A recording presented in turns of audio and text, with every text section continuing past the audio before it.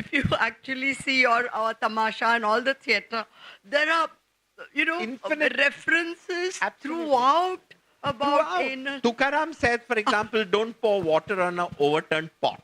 Yeah. They're always making these folklore as all this. If you see Tamasha, there's always one effeminate character called the Maushi, who makes the most incredibly vulgar comments about the chief minister. Oh, he's got a very big plow, but it doesn't do any work. That sort of all this sort of thing, amazing stuff. And yeah, India's always been an open sexual culture. But on the other hand, you've got this middle class today, which doesn't want to talk about sex. Do you know that the sex education books that were okayed by the National Council on Education and in collaboration with UNESCO were some of the best sex education textbooks for children, And the Bombay Municipal Corporation was having sex education classes.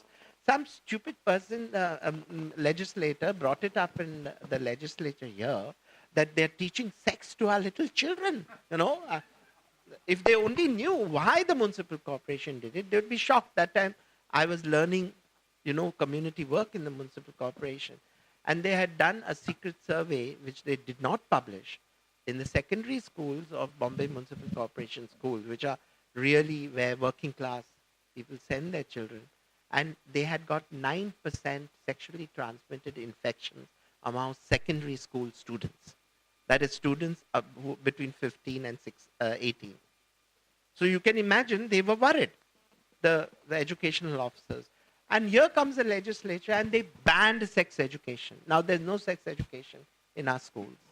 So again, you're finding teenage pregnancies, STIs increasing among young people. So we are going backwards in a lot of ways. So it's not an easy fight. That's why I'm a little worried the way it's going. But it doesn't make me say I'm going back in the closet. No way. You can't. Okay. Any other questions? I have two questions here. Sure. One, this kind of homosexuals, like the gays, have admitted that we can't help it, madam. We are born that way. We are born with that kind of a desire. So it comes instantaneously to us. It is not that we pre-contemplate and all that. The attraction happens and it is there. The other kind of group I have met, they have admitted openly that it just happens in society that when we come across gays, they almost lure us and persuade us, and then we get into it out of compulsion, then we get used to it, it becomes a habit. These are two cases, okay? And then the other question I want to ask, person like Urmi, that is, I mean, this is what I have got from the youth, that some people have been forced into it, and some people have a natural desire for it, so the attraction happens.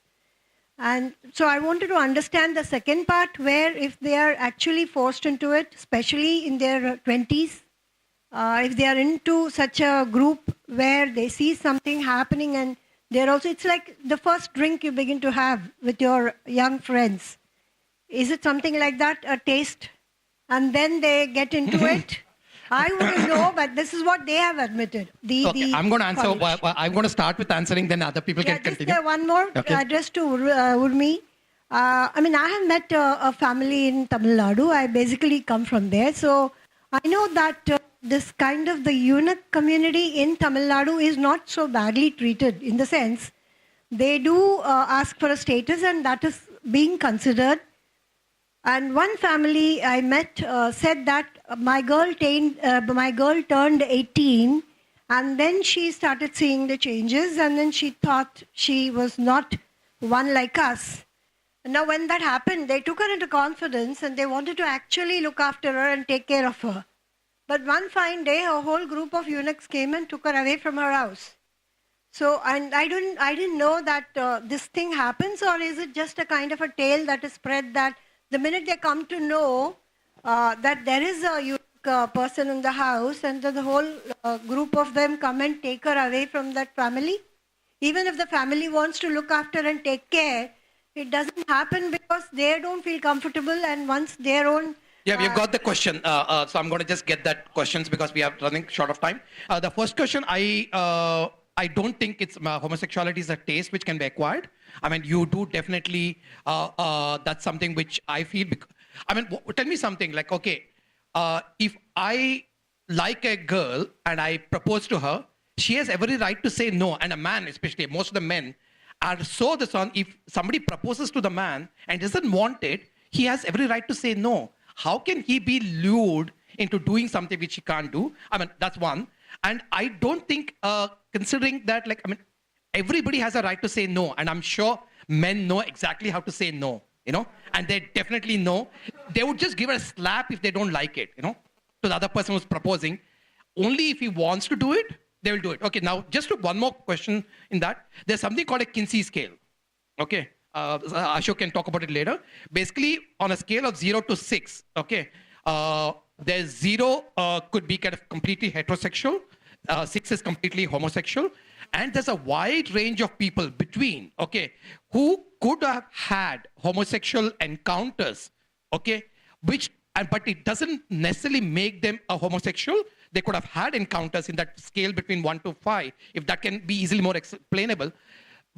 And also when you say gay, it's more of an identification. I identify as a gay man because I believe that this is what I am. A lot of men they can continue to have homosexual activities, I mean relationship, but need not identify as a gay man. And I don't think it can be converted and converted back. That has been tried. Therapies have been tried. There have been psychiatrists who have tried conversion therapy. That doesn't work. Okay. Neither can you convert a heterosexual into homosexual into heterosexual. That is a myth, which is a convenient myth for a lot of people to spread when they had this drunken sessions of sex with somebody else. And it's very convenient to say that, oh, that guy lured me, which I think is a myth per se. I mean, I'm sure it's a myth. The second part, in fact, Urmi उन्होंने ये पूछा कि हिजड़े जो है, I mean, you understood the question, right? Basically कि जब हिजड़े forcefully लोगों को लेके जाते हैं क्या घर से, you know, अगर उनको पता चलता है कि एक हिजड़ा इस घर पे है, that is the question they have, you know.